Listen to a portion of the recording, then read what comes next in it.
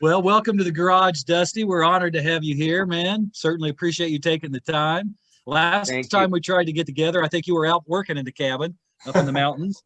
I just blew it. One of those 15-minute jobs turned into a 2-hour job, and I whoosh, you know. Oh, heck yeah. But folks, those of you just tuning in, Dusty has been in numerous bands, and I don't want to embarrass you, Dusty, but I just feel honored you're here hanging out with us in the garage. I mean, the Queers, Lita Ford, Concrete Blonde, Dick Dale, the Sonics. I mean, these are people especially Dick Dale, I just worship at. Can you tell us a little bit, Dusty, about drumming with Dick? Oh man, well, two stories that probably not everybody knows. One of them is I got hired because I played a gig with Slacktone at a bar in the South Bay called Toe's Tavern. It had a lot of surf bands back then, and some guy walked up and said, "Hey, my boss would really like for you to play drums for him." So it was Dick Dale, and it was a fax number, right? So I faxed this thing, and he faxes me back, and we got this gig, and it's whenever it is, I forget. And we didn't have time to get together and rehearse or anything. So, oh no, I just figured whatever, Dick Dale music, right? Like just follow the leader and go for it. So I had another thing I had to do in Chicago, and I cut that trip short by a couple of days to get back to go do this gig in Doheny or somewhere, And so I get back, and I didn't have a cell phone back then. I remember coming back and getting on a landline and calling and saying, "Hey, I'm back in town. What's up?" And he goes, "Oh, I got to thinking about it, and I went ahead. I'm flying out. This other drummer from New York.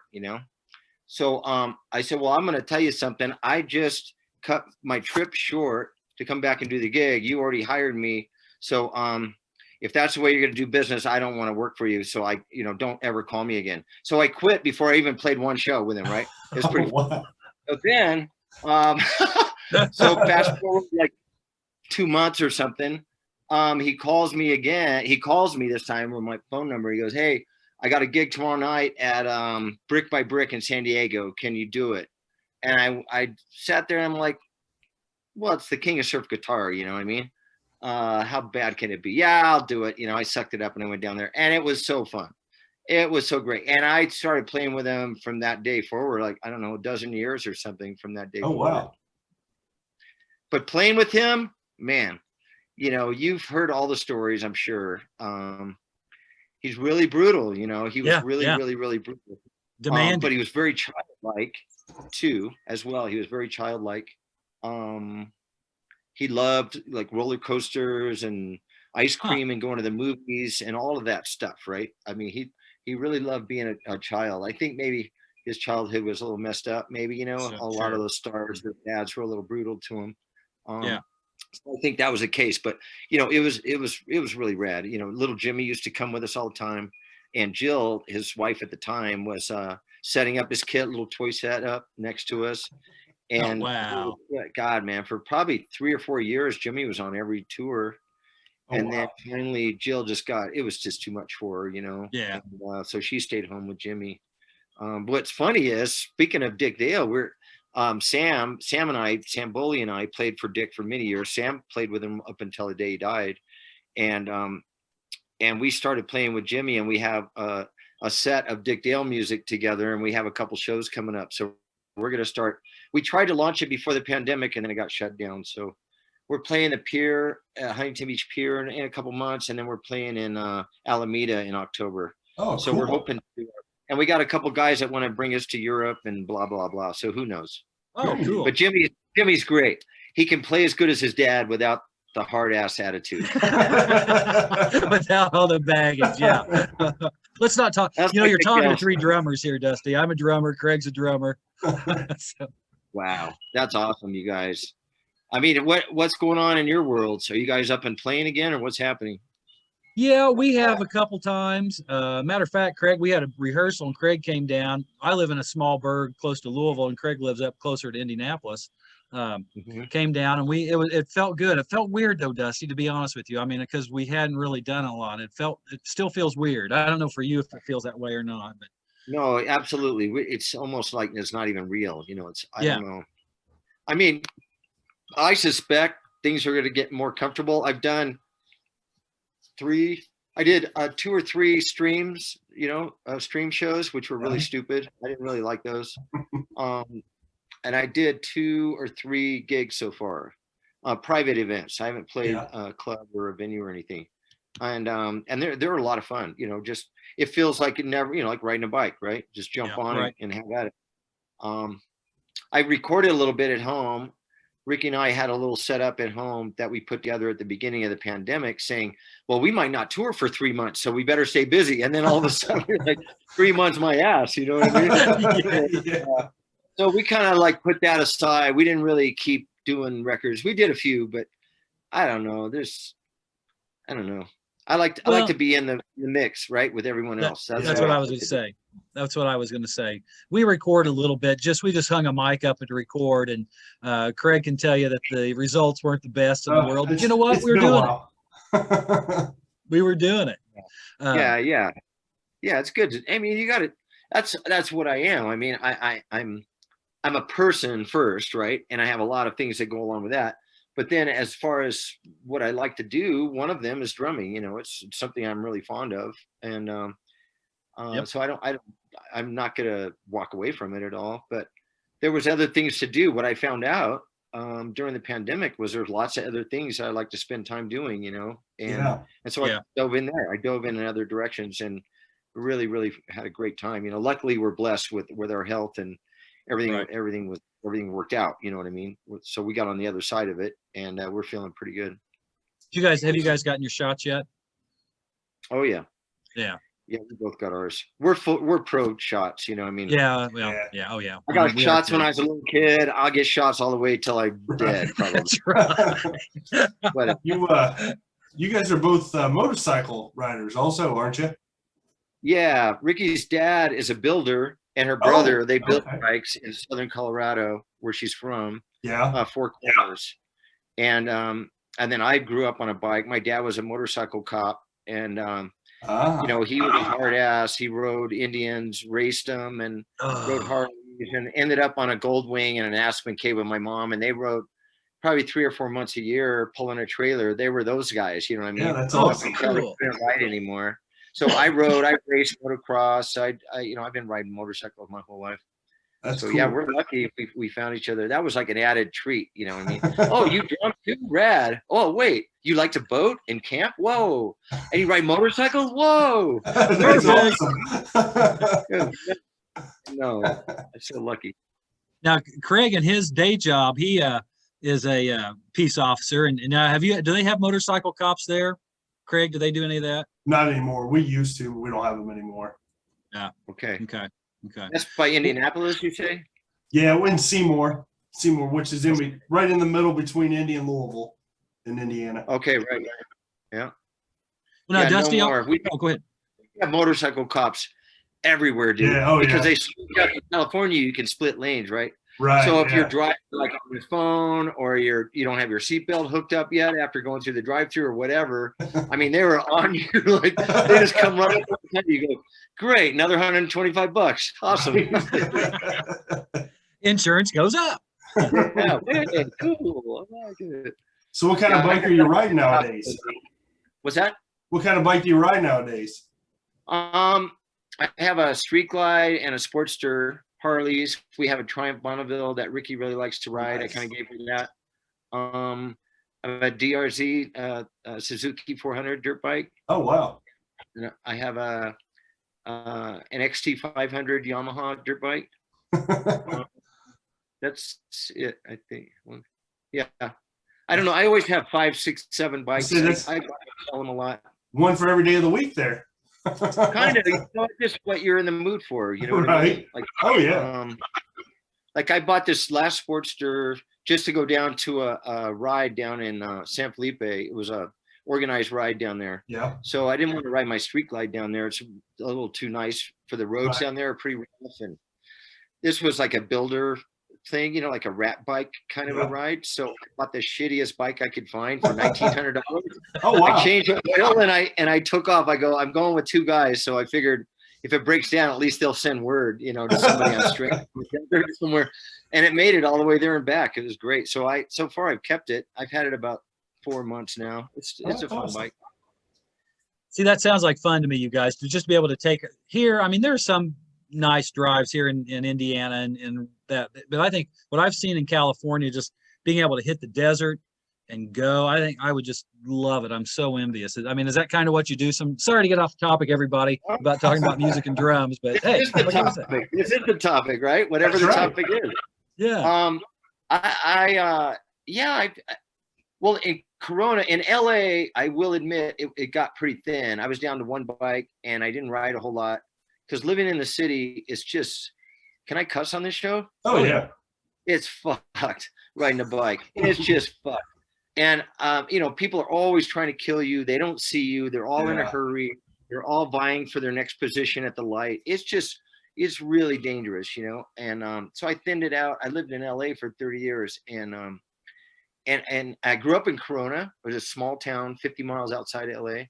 And so, yeah, desert, just like you're talking about, all of it, motocross and Wow. street bike stuff. And then I moved to LA and I thinned it down to one bike the whole time. I never had, maybe I had two bikes a couple times, but for the most part, smaller bikes that you can zip around traffic, Mm-hmm. And then moved back. How long have Ricky and I guess about 14 or 15 years, we moved back to Corona. Yeah. And it's a sleepy little town, it's like Mayberry. So you can ride right out of our house all the way down into Mexico and never get on the freeway. Oh, that's awesome. Wow. It's just incredible. And up here, there's all mountain roads, right? So there's all the rides that I used to do, from Corona, we'd ride up here and then go to Pioneer Town or Joshua Tree or wherever. Yeah. These are all local rides to me now up here in Big Bear. So Wow. it's pretty amazing. That's a good spot. Yeah. So like drums, there's no drum gigs. Oh, okay. Like today we took the boat out this morning, at Lake at the Big Bear Lake. We took the dogs and Bonnie from Death Valley Girls was up. They're working on some writing. So we drug her out and I put her in a tube and I flung her around the lake for a couple hours. It was just crazy. So I mean, we're just living life, you know what I mean? We all three just were talking about it. You guys will know you will relate to this. When you're in a band and you're in multiple bands, like you're constantly scheduling. It's just all schedule. That's all it comes down to. Your whole life is a schedule, right? Yeah. And then Amen. you're running like 3-4 calendars and you're just booking things on the basis of your availability, basically, right? It's not about let me analyze this and see if I really want to do it. It's more like I got to know right now. Okay, sure, and all we do is just manage schedules, and we're just running. And somebody owns us for 24/7, for 4, 5, 6 weeks, and we get home, we're fucking exhausted. Yeah. And it was a great time, loved it, and then here I go again, right? So it's been really nice. This is the first break I've ever had in my life, since I was a kid in diapers. This long. Yeah. So, I mean, professionally, I don't even know, 48 years or something crazy. I don't even know, stupid amount of time, but to actually like enjoy spending time, with your family and your spouse and just pulling weeds or knocking down something and putting up a deck and building something you've wanted to do for a long time, all of that kind of stuff we've been doing. Yeah. So playing was a nice break. I'm antsy to play, but that's what I was going to ask if you're ready to get back out there now. yeah, I'm ready. I don't know how it's going to be. I haven't been to any big shows. I haven't been sliming up on anybody. I don't know how that's going to feel. Right. Well, Rick went to a show. It was, Adam from Two Tims. The Two Tims, right? Yeah. Uh-huh. So Adam has a band called Gabba Gabba Hey. Do you know about them? He does Joey Ramone really, really well. Oh, cool. And they're a Ramones tribute band. So they played in Corona and Ricky and her girlfriend went, right? And so this was like a week ago. And it's the first time Ricky went out dancing. She loves to dance. And she comes home and she goes, "Oh my God, I think I got sick, man. I can't." And we find out it's just from her screaming and yelling and singing. Man. We're so out of shape. You know what I mean? We're just right. Yeah. Yep. out of shape. But Lennon Yeah, talked about that in watching the wheels, no longer on the merry-go-round. And there's something to be said. I just retired as a school teacher. I was a school counselor, Dusty, and it feels weird. I mean, it feels really weird. Uh, Now I'm just doing the radio gig, and you know that's how I have a few clients on the side, but it feels different. But I told Craig the other day, my days of going to big Uber shows may be over. I don't know how do you feel about that, Dusty? Well, supposedly we're going to punk rock bowling, so that fucks that all up. But Craig I'll will be be there. there. yeah. Well, we were gonna, Ricky had a hotel because her band was gonna play, and then she didn't get rid of the hotel yet, so we're just sitting on it. And then Joe Queer called and asked if we wanted to sit in with the Queers on that Friday night. Oh yeah. They always like Ricky to sit in on Punk Rock Girls, and I've toured with Joe and done some records with him. And then there was this secret thing that was going to happen on Saturday night. He asked me to do, and I was like super stoked. And then that fell through. With a couple of superstars. So I don't know if we're going to go now. It's Friday. I don't know. We'll see. But that's a big gig. I'm not a big fan of large crowds anyway, like pre-pandemic. My hearing shot. A lot of people want to talk and I can't hear anything. And I don't know. I'm 64 damn years old, like what am I supposed to do with a bunch of 20-year-olds standing in the middle of the pit, Yeah. I don't know. Yeah, I'm with you, man. I love it, but I just don't know if that's my gig in there anymore. If I'm playing, I'd be there in a second, Yeah, oh sure. Yeah, I'm the same way. Now, hey, Dusty, are you still playing Luddies? Still playing Ludwig? Yeah, oh yeah. Yeah, I switched over in 84. No, in 84. Because 80 to 84 I was with Slingerland. Phil Huxley signed me, endorsed me when I joined Lita. And that's the kit. They said you can have any kit you want. I go, well, I want Slingerland. So Phil came down and met me at Hollywood Drums, I don't know if you remember Hollywood Drum Center. Oh yeah. And it wasn't a pro show. Yeah. So we went and we hung out and I got to play a long time on that kit. I loved it. And then I left it for when I left her band, I joined Lakes Diamond, and that's when I switched over to Ludwig in '84. I love Ludwig, but I got a 58 Slingerland, a Duco kit upstairs here. Yep. I got a Camcos. I got a what else do we have? Oh, You I have have the a Oaklawn Heyman. You got some Heyman. Now, are your Camcos the Oaklawns or they are the Chanutes? Yeah. Okay. Oaklawn. Yeah, I don't play them anymore, but they sounded good. I recorded with them. The second Slacktone record, a lot of that record, Into the Blue Sparkle, was on that Camco. Don't tell Ludwig. Yeah. It was, We do know Uli. Uli's a fan or friend, Uli. whatever you want to call it. Dude. See, I became really good friends with Todd Trent while I was still playing Slingerland. Todd's a good Todd, friend. Todd's a friend. Oh yeah. He came to a Lita Ford show in Riverside. It was about 80 or 81. And he had, I don't know if he was A&R with Ludwig at the time, but he did have access to a lot of Ludwig gear through Ontario Music. And he showed up and the roadie Brian Weed, he goes, hey, there's a guy out here, says he's bringing you a cymbal stand that you ordered. And I'm like, I didn't order any fucking cymbal stand. I don't know. So anyway, we let the dude in, it turns out it's Todd. And I go, I'm pretty secure with Slingerland. He goes, yeah, but you should try this, man. The hardware is really good and blah, blah, blah. You know what I mean? So I started being friends with the dude just because he was so cool, like to come up. Todd's an excellent guy. Yeah. To look me up and all that. And so we've been friends ever since. And I just admire that dude. So Todd was the man, right? For 5 years. Yes. So he retired. They went through 3 or 4 guys and nobody could really get up to the mark, No. And so Ludwig was kind of swimming around with new stuff, being, Josh Allen from Indy was at Ludwig trying to develop like a whole new line of stuff. And so when all that passed after 6-7 years or whatever, then Uli came on board and it just changed everything. Like he had that personality and the desire to make relationships and keep relationships and build relationships. He's the man, he's just so great, man. I love Uli so much. He's a cool dude. Dusty, you need to come up in May to the Chicago Drum Show. I know you're friends with Randy Rainwater. Randy's a friend of ours. I mean, hung out with Bunny all the time. I text Bunny talk to Bunny about every week. It's the Chicago show is fun. You just drum geek yourself out. So many things that I've wanted to do in my life, and then it was always gigs, right? Yeah. I mean, you just You wouldn't believe my calendar. I have a blue calendar and a red calendar. The blue calendar is all the shit I want to do. The red calendar is all the shit that I have to do, You right? have to do. And the blue gets washed out all the time, man. But I have been able to do a few things. I didn't really travel during the pandemic. I just didn't feel that was what I wanted to do. You know what I mean? So Yep. I could have went. I had some tickets to a few things, and I just bailed on them. But if things don't get rocking again pretty soon, maybe I might be available for all those things that I wanted to do. I did go to PASIC in San Antonio, I think it was one time. How was it this year? Huh? How was it? Was there? Well, did the vendors show up? Oh no, I went years ago. Oh yeah. Oh, okay. Yeah. But I did, once in a while I would blow out of town to get to a show, and I love it. I love it. I'd love to go to Chicago.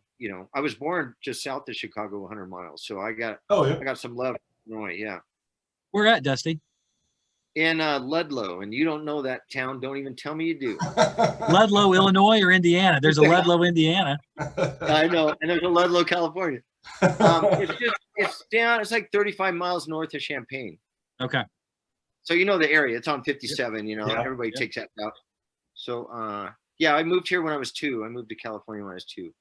Oh wow. So And then I now, don't know. Dusty, that got you on the path. I was reading somewhere that you won a Stan Kenton competition or something, and kind of got into this. Can you tell us a little bit about that? Well, I started playing as a kid, and then diapers and toy sets, and I finally got a real kid at 6, and got drum lessons at 6, and I took drum lessons for 7 years from Jerry Calipino. It was just on a pad and reading. I went through the Chapin and Perry and all the books, right? And just counting out loud all the time, and I learned how to count basically. 1, 2, 3, 4. 1, 2, 3, 4. So I still know how to. It's still working. So during that, then I was already hooked up, right? I had this little bebop band when I was 9, or I got to sit in with the jazz band when I was 9. Recorded a live record. I mean, all kinds of crazy shit happened when I was a little kid, right? And around, I think I was about 13. It was junior high, so it's pre-high school. 13, 14, right there, I think. Yeah, I won some scholarship to go to Stan Kenton. I got to go, and it was a week, which is a long time for a kid to go get to work with these pros, you know what I mean? And we got that trombone player, Van Dorn, I think. I forget his last name. But we, they divide up the whole Stan Kenton band, and they take bands, right? And there were so many drummers, man, so I'm in a band with 2 drummers with this other cat, and we got to record. I have a record of us recording with our band. And man, were we slinging it, man. We were just going for it because we didn't care, 14, people tell you, hey, you're pretty good. Oh yeah? Okay, well, watch this. Smart ass kids, and we were slinging, man. It was really, really great. It was a great, I remember, is it Hank Levine or Hal Levine? He was a composer, and he really wrote in time signature. That's when I first got introduced to a lot of time, was working with Stan Kenton. Yeah. Oh, dude. And he'd have we couldn't even play. He made us clap until we could clap the whole fucking song, dude. The whole ensemble. It's like somebody's going to fuck up. We got to go back to the beginning, right? But I mean, that way, you just learn how important it is, because you don't want to get beat up by your friends next to you. So it's really important that I play this part right. You know what I mean? And he had the whole room divided up. How many guys are in a band? 20 guys or something, Wow. And yeah, I learned a lot. And it was being away and being my first taste of what it's like to be a drummer, all drums, all day, all night, drum. Yeah. And it was a really great experience for me. And you were just 9, 10, somewhere in there? No, that was 13, 14. Okay. At 9 is when I was still in grade school. I don't know what I have no idea what grade I was in. Maybe 5th or 4th or something like that. Probably. And I got to go. They set up my kit right in front of the stage band, a big live performance. Like a high school stage performers, right? Yeah. And except I got to be the guest performer. We did one song. We did "Hard Day's Night." I guess that was popular back then, right? I don't know. Yeah. Sure. Yeah. By the way, happy Ringo birthday today, everybody. Yay, Ringo! I love Ringo. One of the best grooves ever, man. Those left-handed drummers that play right-handed kits. there's something about their fills always going from the floor tom up, right? Yep. Backwards. Yep. And just, and Dennis Wilson, same thing, man. I just Dusty, that's how I play. I'm a left-hand lead, and I mean I play lead with my right, but I'm really left-handed. But I pair like I write with my right and that kind of stuff. So my fills are I mean, if I'm playing, I'm leading with my left. So it's a little easier for me. Wow, that's wild. Yeah, for me, I mean, we're always, how many the Dick Dale fill, right? Make him happy, but me crazy. So like I'm always going to go the other way, right? Or at least that's a little bit, Yeah. Yeah. So Ringo was one of my stars. I was already playing drums, before 1964. So it wasn't like he inspired me to start, but he sure inspired me to continue. You know what I mean? There's no doubt about that. Any brushes ever have a chance to be around our Richie when he's no? No, I mean I met Buddy Rich. I met Gene Krupa. Oh wow! I met those That's heavies. awesome. Now, when I was 9, I got to meet Gene Krupa. That was really rad. He was my favorite drummer. And everybody says Krupa was just a good soul. Dusty said he was just a good guy. He came out. Of course, I was too young. I had a Gracie snare drum. And I took it, and he signed that. I didn't know that you could take the head off and have him sign the head. You know what I mean? I'm a kid, right?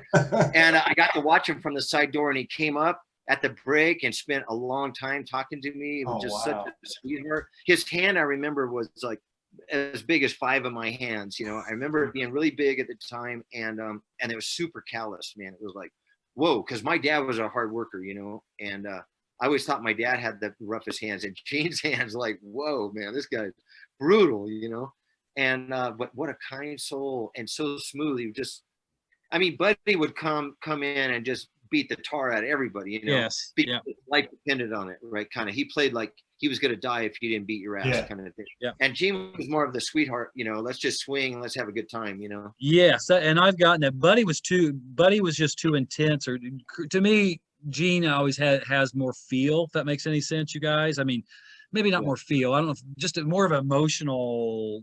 I don't know, but to me, that's just a difference. Yeah, I mean, not taking anything away from Buddy. No. Slay.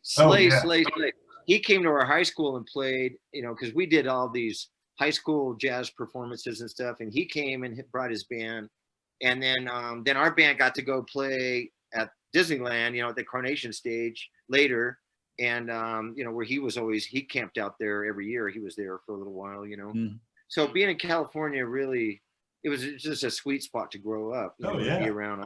Ours would always come into town, and then later it would be, whoever it would be, like the crazies of the crazy, Black Oak, Arkansas, and start seeing some of those drummers, like, oh my God, I can't even believe it. These guys are better than anything I've ever imagined, So, my foot still gets tired playing Jim Dandy. If we'll try and cover Jim Dandy, my foot gets tired after about, 2.5 minutes. Like, damn it. I just, I was able to grow up with music. My dad was a music lover. And he drugged my mom down to Nashville all the time when they were kids. And then, even when they moved to California, every wedding anniversary they had for 64 years, they'd drive to Nashville. That was their gig, and they'd hang out for a month.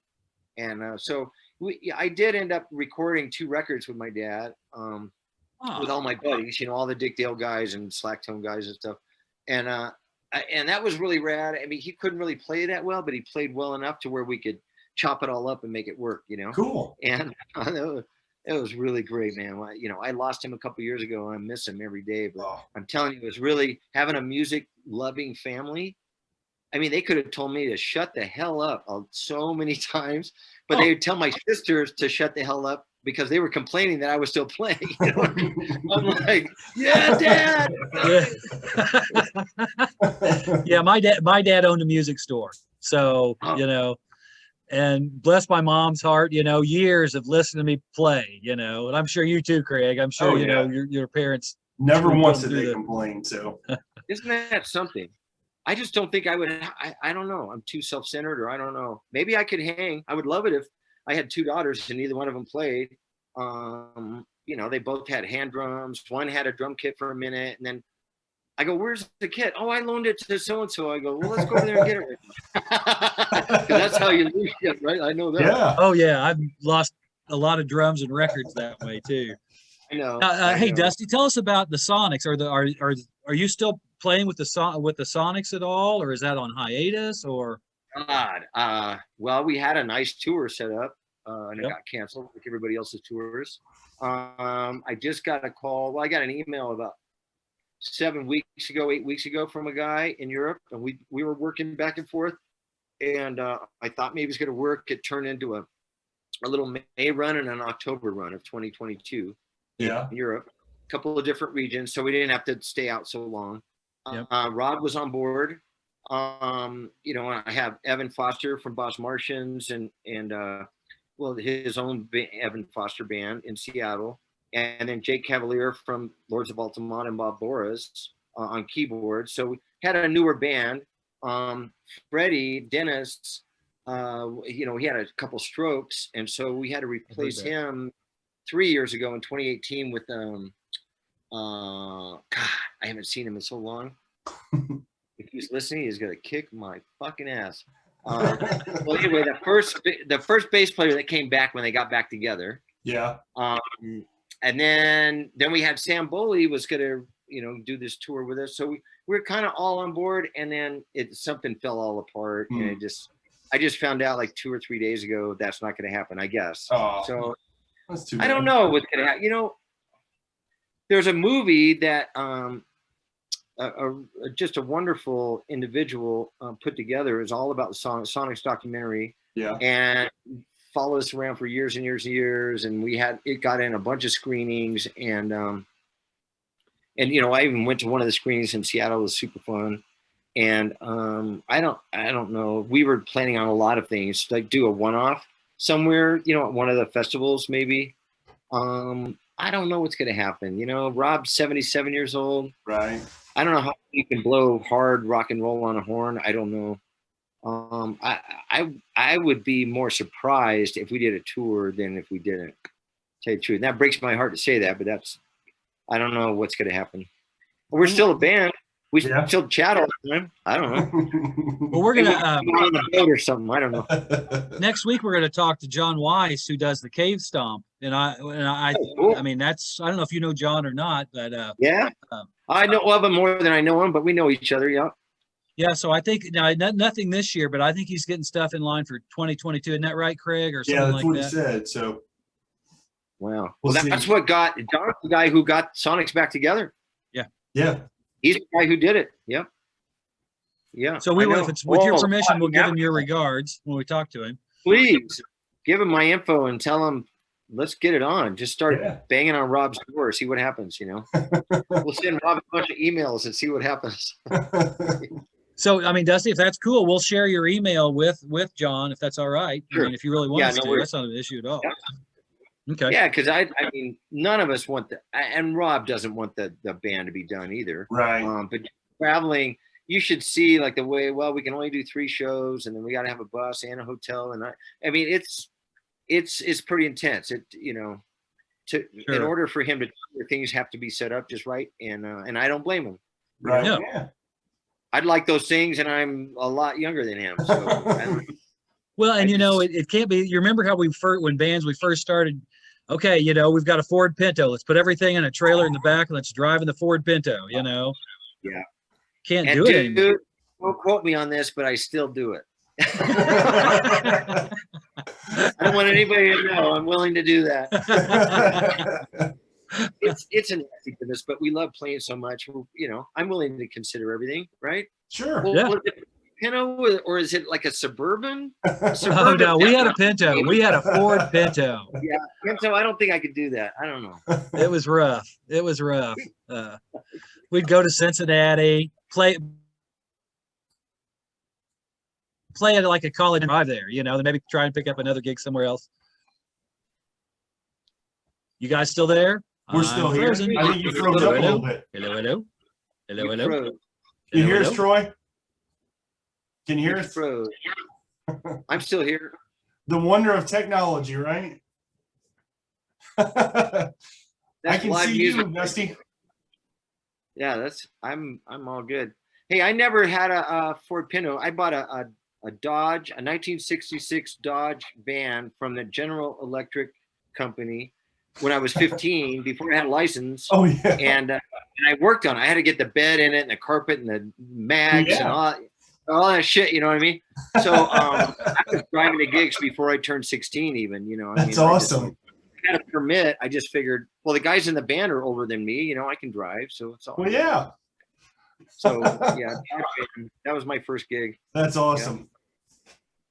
Well, now, Dusty, I want to touch base with you about some of the seminal punk bands you guys. You started a punk band fairly early on, didn't you? Like in like late 70s, maybe or mid 70s? Late 70s. I was in the first rock and roll band I was in was 72 or 73. And we just did covers, you know. Yeah. You know, back then you had to put the needle on the thing like 50 times to get the lyrics and then just guess what the lyrics were. And then from there, I ended up playing original bands right away because I didn't want to play like stupid cover bands where everybody's making a living. I wanted to make $50 playing my original shit. Yep. Yes. I don't know. So I wasn't very smart that way. But then in 75, I think 75, we started this band.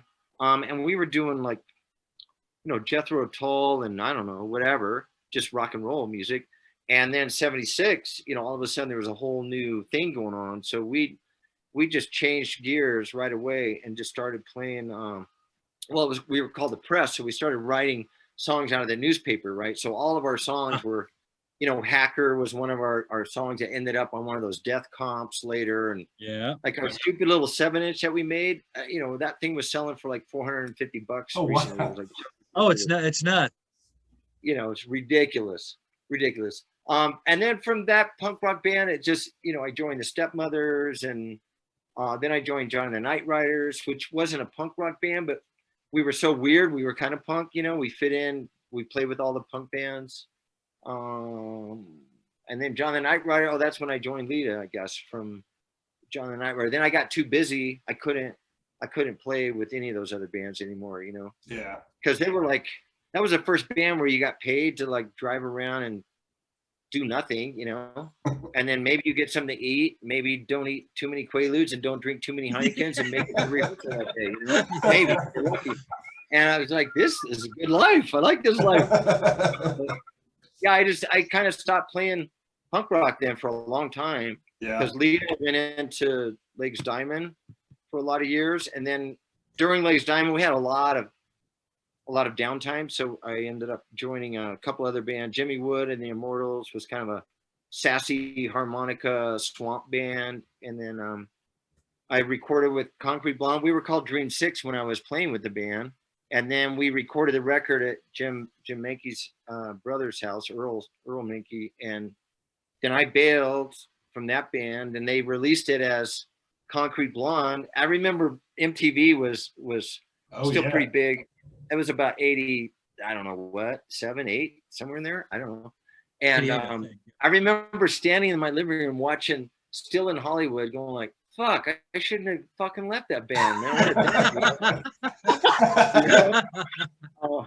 And I love Johnette and Jim. You know, I was able to clean up a lot of my past. You know, I was a rager, man. I was a rager, and I just stomped over everything in my path and burned a lot of bridges and ruined a lot of friendships. And I was able, through the course of time, rebuild those.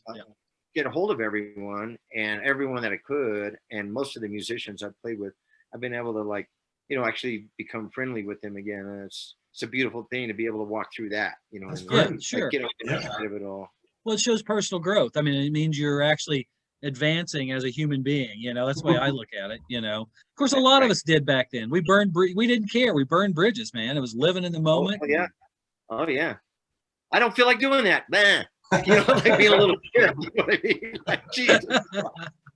I mean, today I would like, what are you talking about? But, you know, we were all spoiled back then. You know, the 80s and 90s. I mean, there was a lot of drugs and alcohol, and life was free, and I didn't have a care in the world. You know, I mean, I didn't ever think that it was going to end. Why would it ever end? You know, I didn't have any reason to think that. and it was pretty cool. And then, you know, 90s, I started playing with Dick and, you know, I mean, slack tone, and I had a whole nother thing. Didn't you play with Safaris for a little bit too, Dusty? I did. Yeah, because Dave Raven, who you probably know, he's played with a bunch of bands. He was playing in the Safaris, and so it was the Jim Fuller Safaris, right? Yeah. Original dude that played the lead on Wipeout, and Ron Eglett, who I knew from Dick Dale.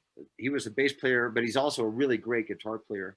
He was in the band, and Paul Johnson from the Bel Airs was in the band. So it was kind of a newer Safaris. It wasn't the Berryhill family Safaris, but it was Jim Fuller's. You know, and Jim Pash was in the band. He was original sax player.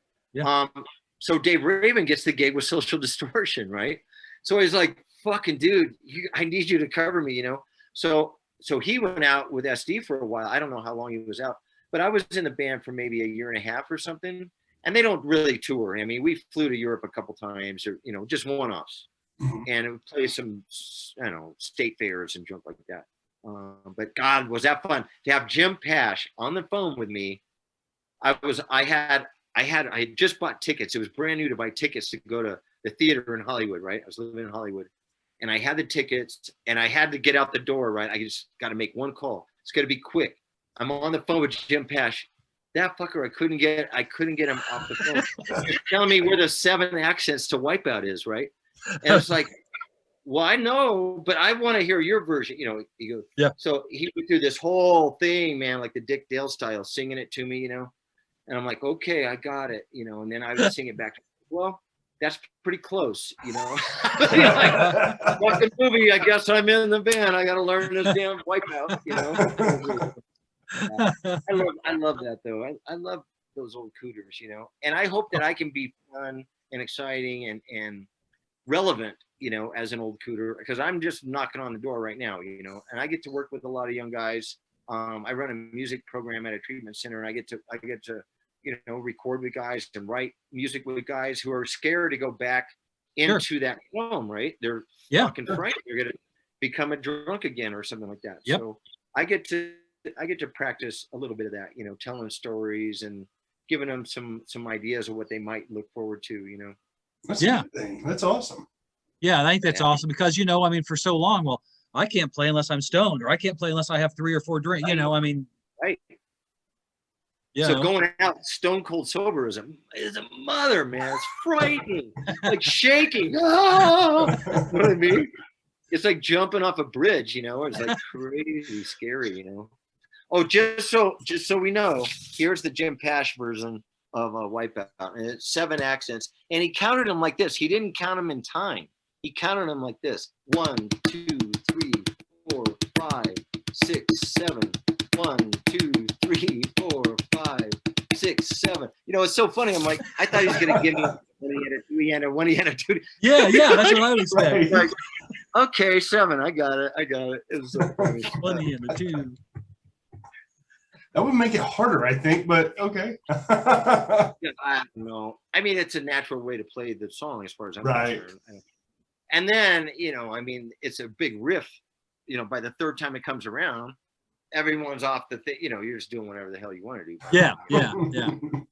Well, that used to be a rite of passage. Every band, you know, we had to play Wipeout. You know, we go, okay, let's see. Come on, Hubbard. Let's do Wipeout, you know.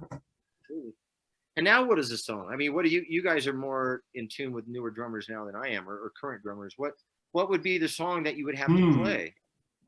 Well, you know, I think mainly, you know, I can't say there's anything, Dusty, particularly because everything's splintered off. You know, I mean, there's so many different little genres, like, you know, the Green Reflectors, they just do surf. So then again, it ties back in, well, Wipeout and that kind of stuff. And a lot of the punk bands, I don't know, Craig, you would probably know more than me. I don't know one particular song that you would say is like Wipeout. I mean, the drummer, you know, that would define things. I'm trying to think. It does kind of suck that there isn't one. What is the song? It was like Descendants or something. I mean, what would it be? I don't even know. Green Day or something? It would probably be something from the Ramones. I'll bet you. You know, I bet it would be something from the Ramones. 70s, yeah. Okay, we'll go all the way back to the 70s. Yeah. Yeah. Yeah. That's great. Seriously, I mean, Well, we saw Ricky when Ricky was playing with the darts, I think, and they did a cover that was like, oh yeah, every drummer has to play that. And I can't remember what the cover was. Do you remember, Craig? I don't remember. I had a few Crap. drinks that night. Yeah. Yeah. Dude, they did a Monkeys cover, I think. Maybe that was Woolly Bandits. I don't know. I can't remember the darts cover. But I mean, I think playing those eighth notes. I mean, I know Tommy is the one who developed that straight playing, Yes. right?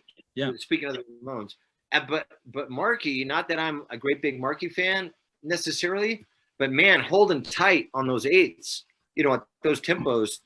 I cheat now. I don't have the elbow anymore. I can't do it. My wrists are pretty good. But I don't have the elbow anymore. I can't hang. I got, I do the Charlie Watt, da da da and da da da and da da da and 1 2 3 1 2 3. You know what I mean? Because I can't hang. But to watch, Marky, and not even, Richie kind of cheats a little bit, but Tommy to develop that style, and then Marky to solidly play that. Yeah. I mean, it's tough. pretty incredible, man. It's tough. Yeah, I give props to that. I mean, there's tons of, Virgil and, there, Chad Wackerman. There's so many great drummers. Mike Johnston. I mean, the list goes on and on, but like just to play a simple little thing like that for 40 minutes, man, better have your shit right. Right. Who would you say besides, Gene and Buddy, who are some of your like rock drummers that were big influences on you? Well, Tommy Ringo, Aldridge. Yeah, Ringo, more than Ginger in the beginning. I would circle back around and find the Keith Moon and Ginger. John Bonham was fucking unbelievable, Yeah. I mean, He's not human. Bonham wasn't human. I mean, I like the power. I like to hit the drum. I don't need to. I mean, I might raise my hand sometimes, but it's all fake, I mean, the real shit's right here, right? Yep. And I mean, I just admired the way he played and the attack. You know what I mean? Because John could get some really good sound. Keith was dancing around and having a lot of fun, and unorthodox as fuck. Like, That's why did he play that? Yeah. But yeah, Ginger. I mean, I got to see him play with that one of his band. It was around the Masters of Reality time when he was playing with those guys in the 90s. Mm-hmm. Mm-hmm. Ginger would always be at the Ludwig booth. I remember one year he wrote out this handwritten with a Sharpie map to his house when he was living out in the desert. Come out, and come hang out with us. I'm like, oh my God, I'll die if I go to your house. That's right. I'm not going out there. Who else? I mean, Jesus, there's so many, who's the missing persons dude? Why can't I think of his name? I can picture him. He played with Zappa. I mean, of course. Yes. So I mean, he did all those tours with just him, right? We should be shot, or at least punched in the face or tickled, because I can't think of his name. It's embarrassing now. Look it up. Somebody look it up quick, and we'll edit this out. I don't know. But that was really intense watching that dude play. I mean, I'm not a great big fan of the ultra difficult time signature. Let me see how many notes I can put on here. So there's tons of those cats that I don't really follow, and I can't quite figure it out. I'd rather just hear a really big, solid thing. You know what I mean? Yep. Like Charles Connell or something from Little Richard. I mean, how he could dance, like have some bounce on the top and then a straight foot, but still bounce. And then a straight fill, and then a bounce. Like, how do you mix that up? Like from straight to swing, from swing. Yeah. Now, see, I love Al Jackson. I think Al Jackson is just phenomenal. Oh, yeah. All that stuff with Stax and all that stuff with Booker T. I love that stuff.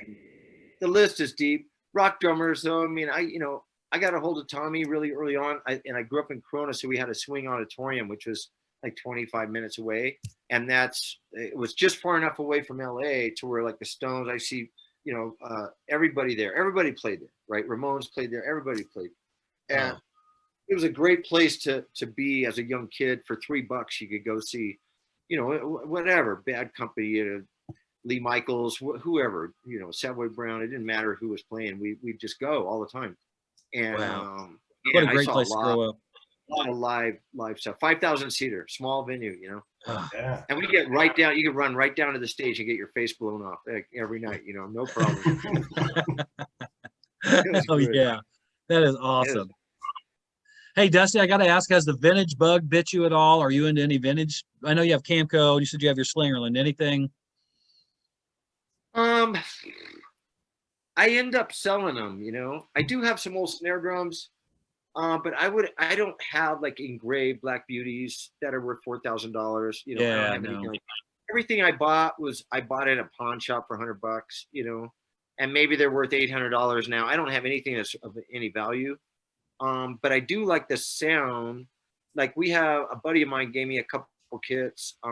One's in our living room. It's a 67 Silver Sparkle Ludwig that was missing a rack tom. And my buddy Stretch from Starving Musicians in Santa Cruz, he sold me a rack tom for it. And then I had a white Marine Pearl 66 Ludwig that was missing a floor tom. So a buddy of mine gave me a custom. It was a 12 deep by 17-inch floor tom that was custom made, Ludwig badge, 60s. And so I put that on it. Yeah. And it's a pretty weird thing, you know. It's hard to tune, really hard to get heads. Aquarium doesn't make them. And Remo will make them, but they have to be shipped to a distributor. You can't buy them directly from Remo. Yeah. So I bought a couple heads from Guitar Center, and you know, I don't mind throwing those guys a couple bucks once in a while. All those guys are working for 50 cents an hour or something. Right. And so, you know, I got it tuned okay. It kind of sounds all right. So those two are like my vintage kits that I actually use. I record with. I mean, I did the Sonics record with one of those, and I'm okay with using those kits, you know. And there's something about getting a sound out of an old drum that you can't fucking tune to save your life. You know what I mean? Yeah. I love that more than anything.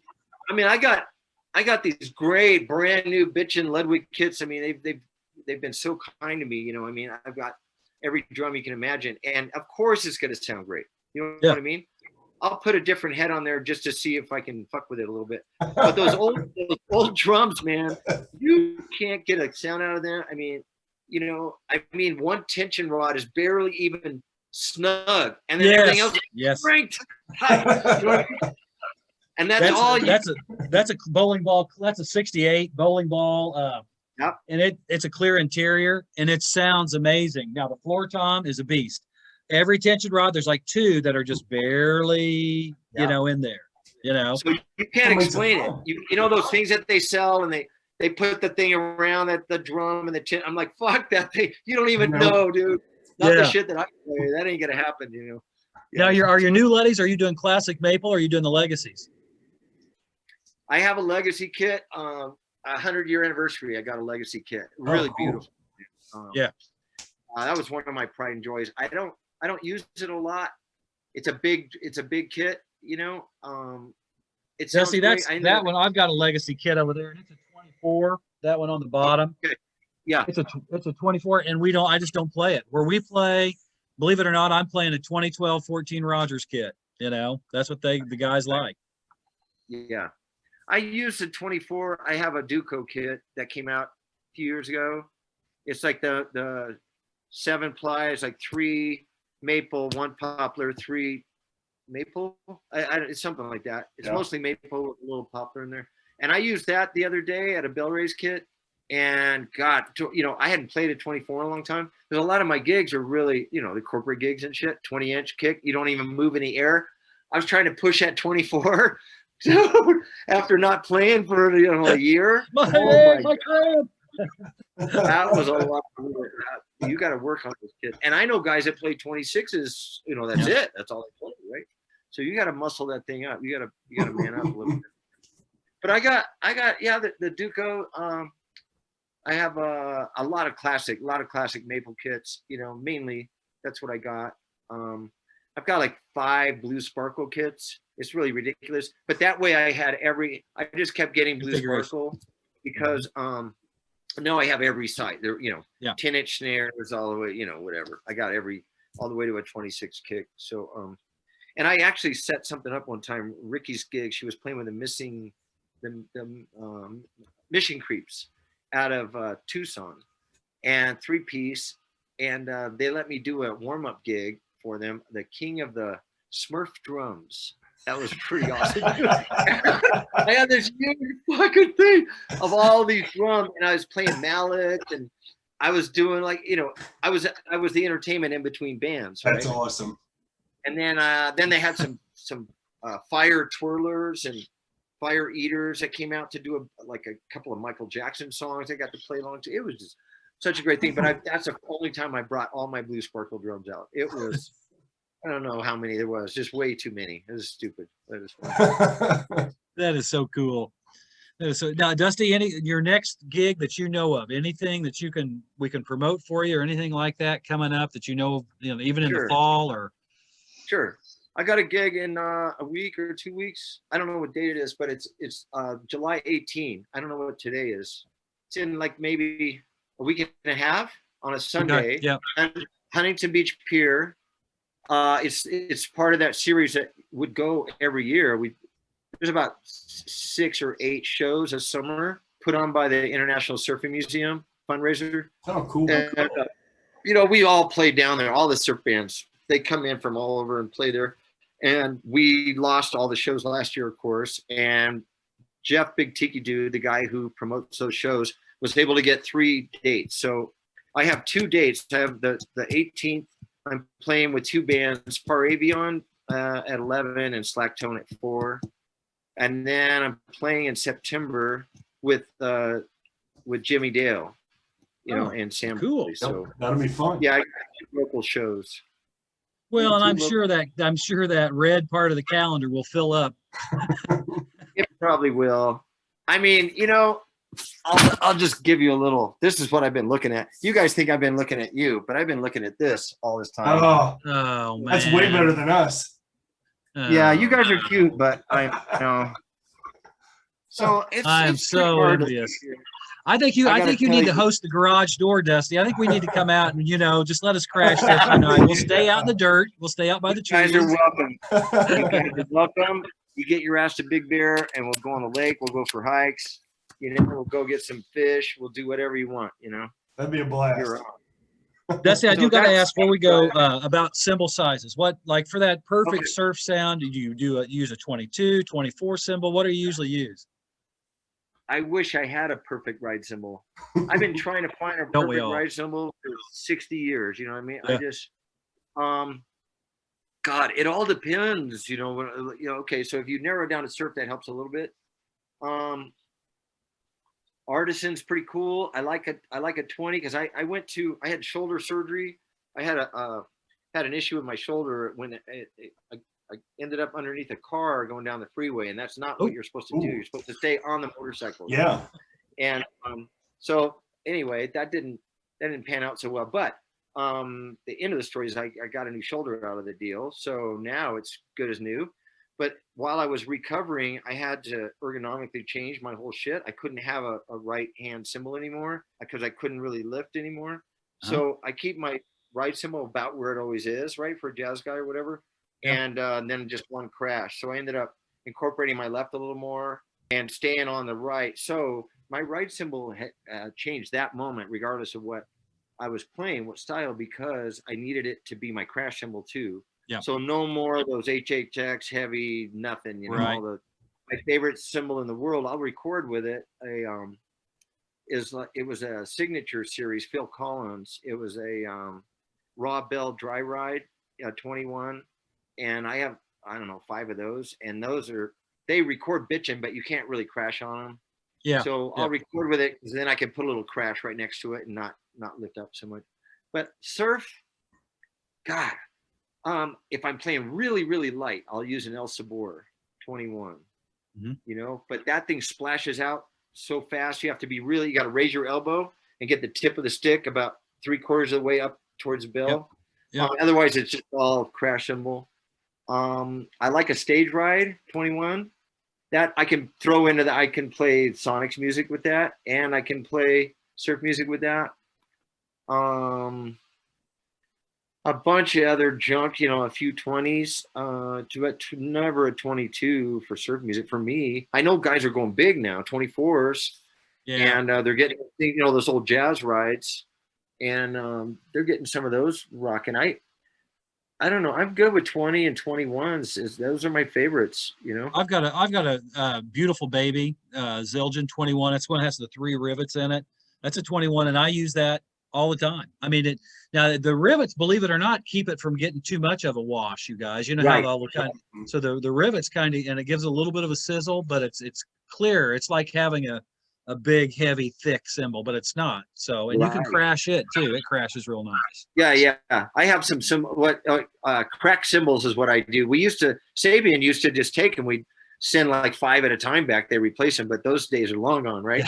So, since 2009 or whenever that happened, I just put rivets in all my crack cymbals, and they sound, yeah.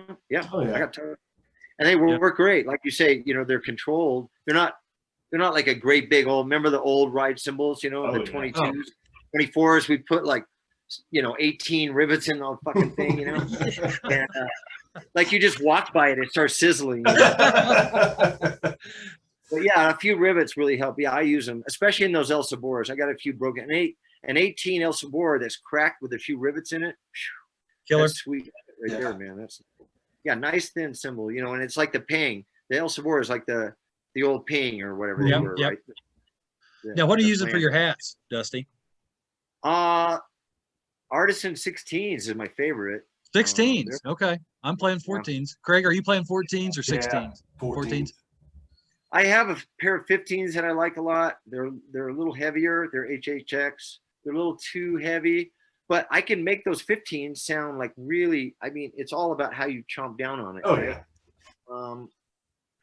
And I can get like some sizzle going on. You get like, I don't even know what you call it. Like just mix a fucking salad up. You know what I mean? I'm mixing salad and just kind of papping that little thing, like kind of chirping them a little bit, but letting it sizzle a little, where you just you chirp it and just lay it back together again. I do that a lot with my left, and I don't know. I like bigger hi-hats, Yeah. They're chunkier, they lay down a little better, I think, in the track. They cut through. Up, recording, I remember when I first bought the 16s, this is a fucking funny story. So I'm recording at Paul Rossler's studio, which I love, Kitten Robot. He's done tons of albums. And I bring these 16s in, and I don't tell him. I put them up. I go, I got some different hats up there. And he goes, oh, okay, no worries, And they sound pretty light. They're pretty thin. Artisan series, they sound great. But they're fucking big. They're eating everything up. So I go down there, and it just so happens there was a venue called the Bootleg at the end of that block. And I had a show that night. So I did a track. I ran down and did my show with the house kit. And I came back, and I didn't tell anybody. I just came back in the studio, and everyone's sitting on the couch, and I could hear Paul Rossler sitting at the board. He's going, 16 inch. And he's fucking constantly gating the snare because it's just. I think it cost me like 2 hours of time, to get him to fix that thing. So I did learn, like, okay, I'll back off on that 16 in the studio. I finally said, "Oh, what's the matter?" He goes, "Oh, I didn't know you were there." And snare of choice, Dusty, real fast. Snare of choice. Are you using a supraphonic, or you? Copperphonic, man. I got into that like when did they come out? 5 years ago? It was about 2015, 2016, yeah. I can't get off them, man. I just fucking love them. And 6.5. I bought Ricky one. I use a Black Beauty a lot. I use a lot of 6.5s. If I'm doing like little surf gigs where low volume, I'll use a regular 5 1/4 wood drum. I got plenty of those. Dynasonics, I got a few that I can grab. I got a bunch of different stuff, but I am almost always, you'll see me with a 6.5 something, almost always. Yeah. This drum right up here is my favorite. Right up here is my favorite. That's a 39 Buddy Rich. I just love it. One piece shell, just a great drum. that like 10 ply? Oh, it's one piece, but it's Single thick ply, enough, right? single ply. Yeah, Radio King. Yeah. Wow. Yeah. And it's a killer drum, but I don't take it out. I mean, I don't take it out to play anywhere. I keep it in here, but No, I know. those I don't have- Copper Phonics, Craig, I don't know if you saw them at the show not 2 years ago, but when we were up there, they're great Oh, yeah. drums. They are great drums. And they'll cut. I mean, I've got a 6-staff Black Beauty that I play most of the time too. Yeah. I mean, it's a versatile drum, believe it or not. 5 1/4. I bought an 8. I got an 814 Black Beauty when they came out. You know, I try to buy everything whenever it comes out. I just get it because I try it because banging on like tap tap tap in it fucking what does that sound like? It sounds like a perfect drum. I Right. might hear it sounds like when I'm sweating all over it. Yeah. I just try and get I raw brass. I buy all that junk and I just want to see what they feel like. Oh, a really nice drum for surf is the hand hammered 5.5 acrolite that came out a few years ago. Yeah. That is a sweet drum, man. Wolf, I don't know what his real name is, but just Wolf, the drummer. He's a Ludwig guy. He plays with fucking everybody. He programs a lot of drums. And that dude said that's his favorite drum. I'm like, I don't doubt it is, man, because to record with, it's not loud enough live. Yeah. But man, is it nice and tight. It just sounds wonderful. To record. Acrolites are the unsung beauties. I love a good old, give me a 60s, 70s acrolite. Tune it'll If wail. you get up to the show and you get in a Ludwig booth, bang on that 5.5 acrolite, hand hammered. It's got to be the hand hammered one. Okay. And man, what a difference. It just, oh fuck, that thing sings really nice, man. You'll like it. Well, Dusty, when it comes time for the next year, in May, it's usually toward the end of May. We'll email you. Hopefully we can stay in touch, just send you emails and stuff occasionally and check in and You can send me that Buddy Rich snare if you want. That's the first thing you should do. Okay, real fast. I don't know if you guys were about out of time. I always like playing either or, where I show you a couple records and you guys say either or, no wrong answer, just yes or no. You guys got time? Craig, Dusty? I don't know about albums. Monkeys Live or The Who Live? That's only two. That's a two Who. Who? Come on. Yeah, I go with the Who. Okay. That was easy. Yeah. Randy Newman, 12 songs, or Mellencamp. See, Big Mellencamp fan. I'm sorry. I got to go Mellencamp just because I live in his hometown. Okay. All right. I've got to go with Newman. I love this song. Although Mellencamp's okay. I'm going fast. He's okay. Paul Simon, Grace. These are just in my. This is what I've been listening to the past, or the Bonzo Dog Dog Band. Woo! What's this one? That's That's Paul Graceland. Simon, Graceland. Oh, I And can't do that's- Graceland. No. I don't even know that one, but I'm going to pick that one. It's great. The Bonzo Dog Band. They're in Magical Mystery Tour. That's the band playing when they're stripping. They're stripping. Seeger, Smoking OPs, or Oh, Marley. Come on. Yeah.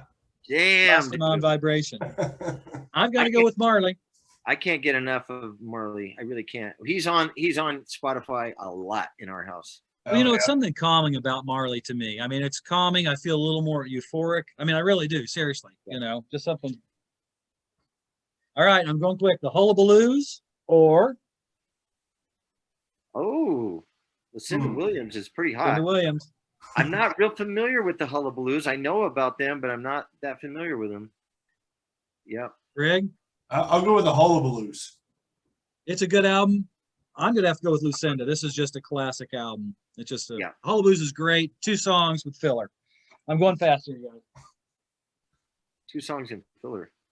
Sounds Dueling like my life. Banjos, Deliverance, or Traffic, Heaven is in Your Mind. Traffic. Oh, Traffic. Holy shit. Yeah. Got to go with Traffic. Okay.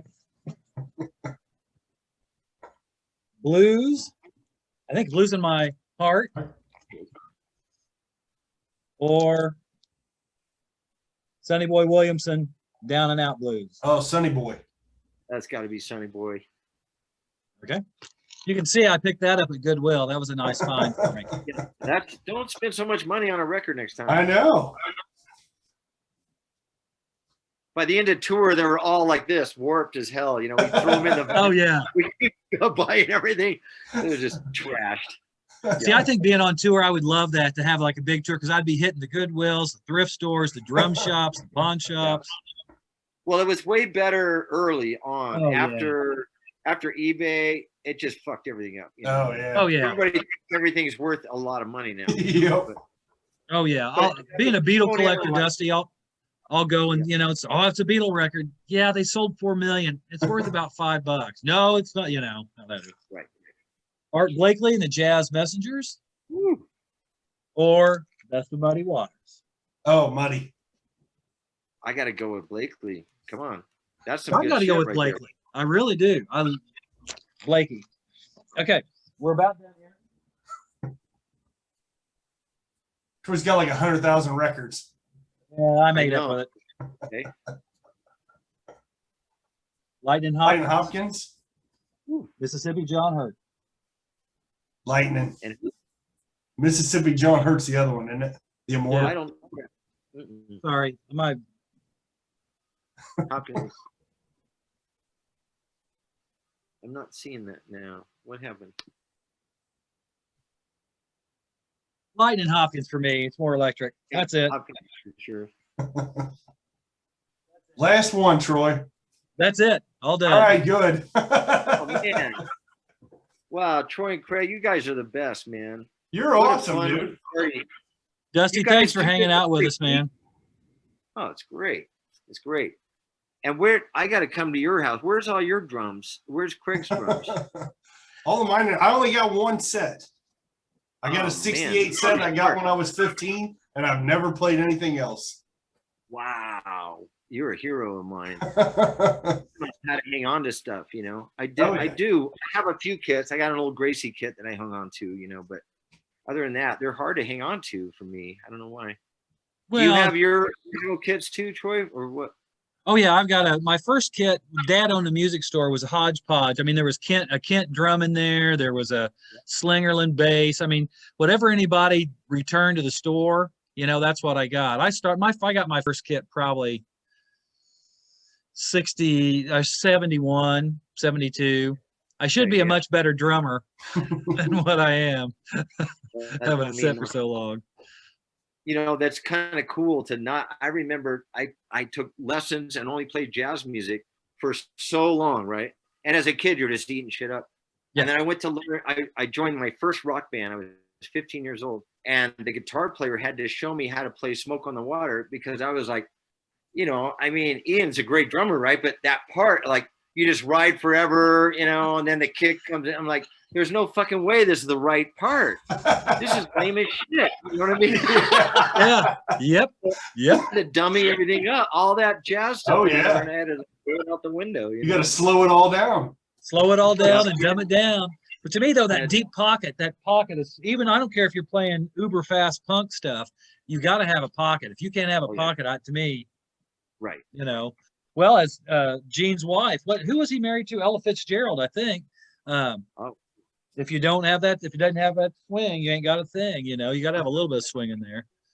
Oh, man. Oh, We're so lucky, right? Being just music lovers. I'm yeah. into music lovers.